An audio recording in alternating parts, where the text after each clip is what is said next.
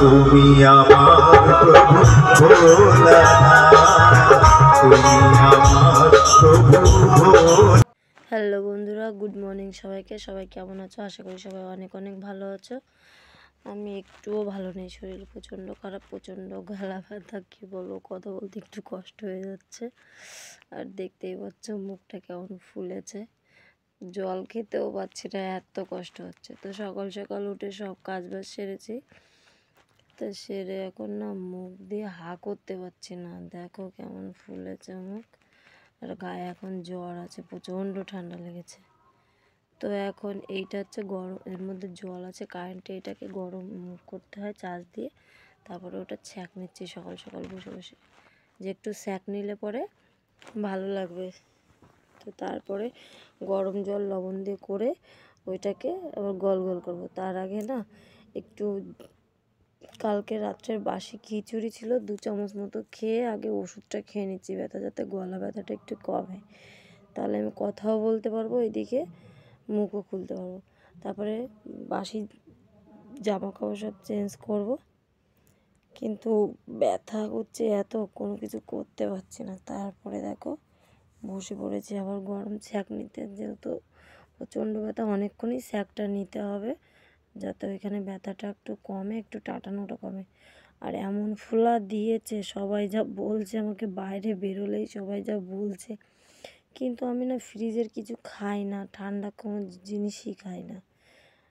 হঠাৎ করে কেন যে আমার এরকম হলো আমি নিজেও জানি না। তা যাই হোক, কিছু করার নেই। আর ভোগ তো কপালে বলে কয়ে আসে না, যখন তখন চলে আসে। কিন্তু এটাও নাকি ছোঁয়াছুঁয়ি রোগ নাকি বলতে পারবো না। আমাদের অতনুর হয়েছিল, তারপরে জিতুর হয়েছে, তারপরে আমারও হয়েছে, রাহুলেরও হয়েছে।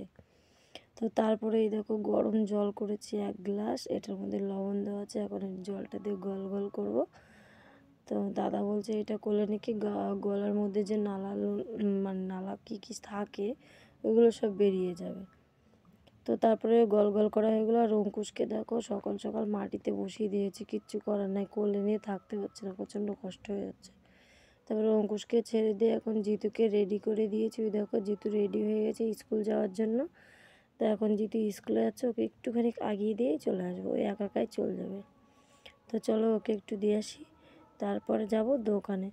তো জিতুকে এগিয়ে দিয়ে তারপরে যাচ্ছি দোকানে। তো ওই দেখো মাঠে সর্ষে নাড়া রয়েছে, আর প্রচণ্ড মেঘ করেছে, মনে হচ্ছে বৃষ্টি হবে।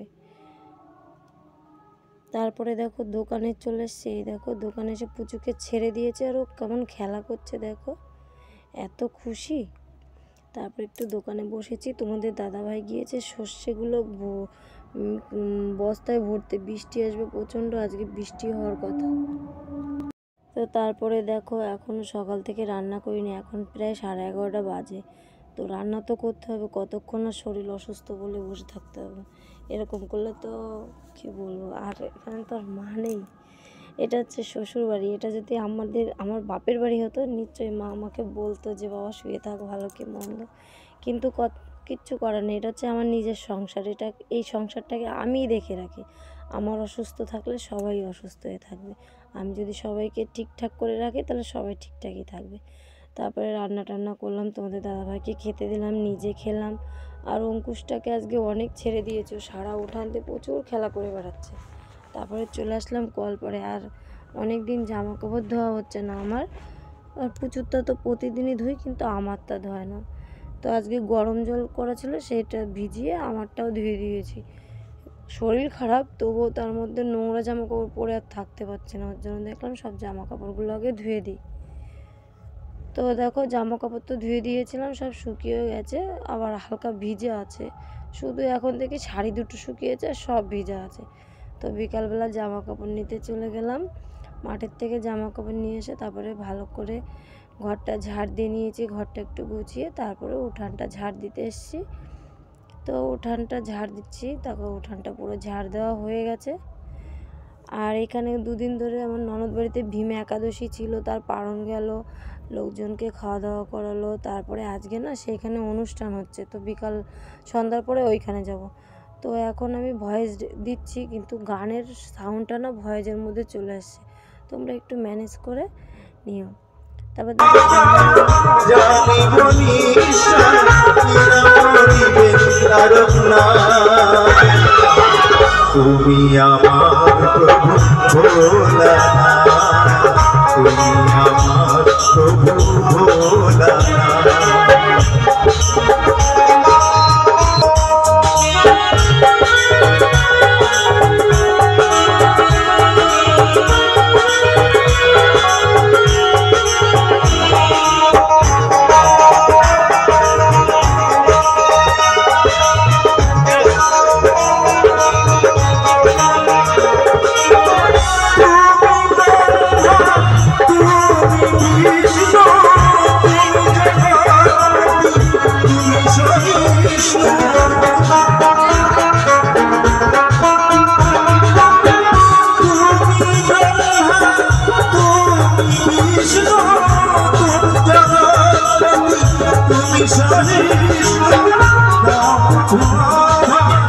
জানি মনীষা তুমি সাগর, তুমি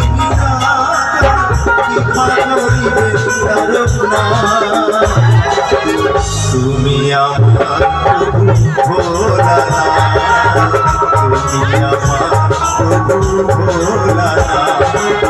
জয় শিব শঙ্কর পরম ঈশ্বর, জয় শিব শঙ্কর পরম ঈশ্বর, জয় জয় জয় প্রভু অনাথেরি নাথ, তুমি আমার প্রভু তুমি আমার প্রভু।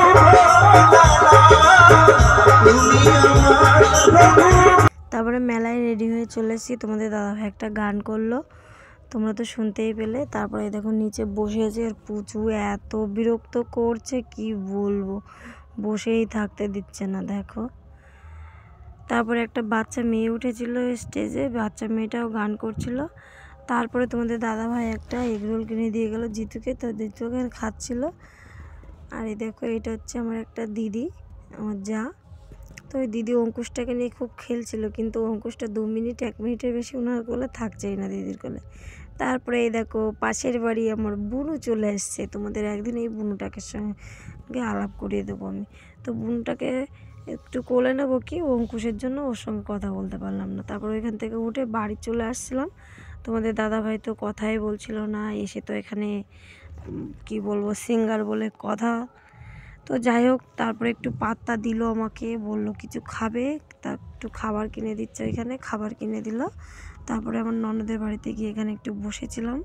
তো ভাগ্নি বলল মামি বস, তো বসিয়ে রেখে চলে গেল। তারপরে ওইখানে বসেছিলাম একটু, তারপরে বাড়ি চলে আসছি। এখন এসে ওষুধ খাবো। আর ওই দেখো অঙ্কুশ, এখন ওকে ঘুম পাড়াতে হবে। আর এই জলের এটা দিন আগে স্যাক নেব অনেকক্ষণ, নাহলে আমার ওখানে প্রচণ্ড ব্যথা করছে। আর এই দেখো ওষুধ, এখন ওষুধ খেয়ে শুয়ে পড়বো। আর ভালো লাগছে না, প্রচণ্ড ব্যথা করছে গলার মধ্যে। তো বন্ধুরা আজকের মতো এই অবধি ভিডিওটা, তোমরা প্রথম থেকে লাস্ট অবধি অবশ্যই দেখো, আর লাইক শেয়ার কমেন্ট অবশ্যই করো। ভিডিওটা কেমন লাগলো অবশ্যই কিন্তু কমেন্টে জানাবে। আর শরীর দেখতেই পাচ্ছ প্রচণ্ড খারাপ, তার মধ্যে ভয়েস করে ভিডিওটা করলাম, তোমরা একটু ম্যানেজ করে নিও। আর পাশে এখানে অনুষ্ঠান হচ্ছে কিন্তু। তো যাই হোক বন্ধুরা, আজকের মতো অবধি, গুড নাইট, সবাই ভালো থেকো, বাই বাই।